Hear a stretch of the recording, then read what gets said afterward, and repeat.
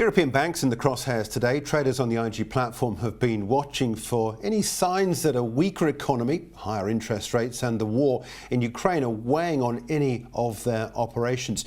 One of the best performers has been Lloyds Banking Group here in the UK. It's domestically orientated, so pretty much insulated from what is happening further east across Europe.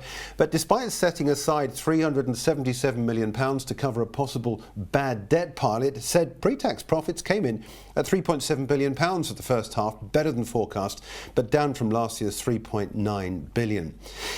Let's take a look at what's happening in the share price, because it has been one of the best performers in the European markets. It's currently up 3.8%. We're off the highs, but interestingly enough, we have risen past this prior line of resistance, which was established as a line of support back in December last year at 44.3 pence. Currently trading at 45.23. I was talking about this in the early morning call this morning about going long with a stop loss below the 40, and that so far is making money.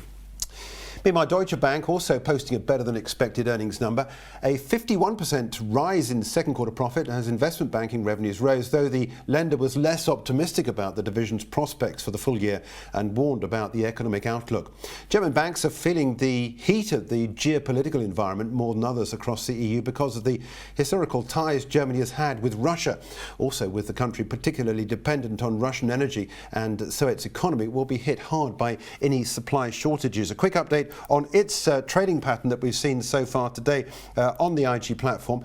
Deutsche Bank is currently losing 3.2% on its way down to this line of support at 752, currently down at 789. Finally, Credit Suisse, the Swiss banking giant, has all sorts of problems. It posted a mammoth second quarter loss of almost 1.6 billion Swiss francs, and the immediate resignation of the chief executive Thomas Gottstein, who will be replaced by asset management CEO Ulrich Körner. But the outlook is very unclear, with the bank still facing higher litigation provisions.